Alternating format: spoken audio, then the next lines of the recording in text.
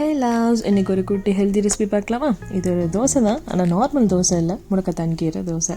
அதுக்கு நான் எடுத்திருக்க இன்க்ரீடியன்ட்ஸ் ரொம்ப சிம்பிள் தான். சின்ன வெங்காயம், பச்சை மிளகா, கொஞ்சம் ஜீரகம், கொஞ்சம் குருமிளகு and the hero of the recipe முடக்கத்தான் கீரை. இந்த கீரை மார்க்கெட்டில் ஈஸியாக கிடைக்குமானா எனக்கு தெரில, நான் ஃப்ரீக்வெண்ட்டாக பார்த்ததில்ல. பட் ரோட் சைட்ஸில் நிறையா இருக்கும்.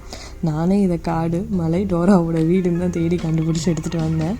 அண்ட் ஃபைனலாக எனக்கு கருவேப்பிலோட ஃப்ளேவர் கொஞ்சம் பிடிக்குங்கிறனால அதுவும் ஒரு கொத்து ஆட் பண்ணியிருக்கேன்.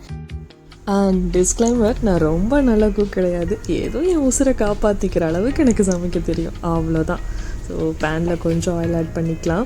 இதில் நம்ம எடுத்து வச்ச இன்க்ரீடியன்ட்ஸ் எல்லாம் ஒன்று ஒன்றா போட்டு கொஞ்சம் வணக்கிக்கலாம்.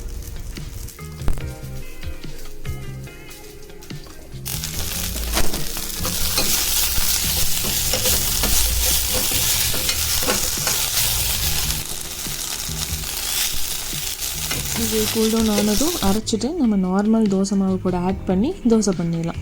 ஆல்ரெடி நான் மாவில் சால்ட் ஆட் பண்ணியிருக்கனால எக்ஸ்ட்ரா சால்ட் ஆட் பண்ணலை. ஸோ அவ்வளோதான்.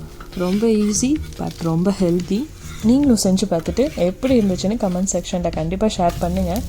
அவ்வளோதான் லவ்ஸ், ஹாப்பியாக இருங்க. Take care. See you soon with another interesting vlog. Until then, this is back from Tanishiva.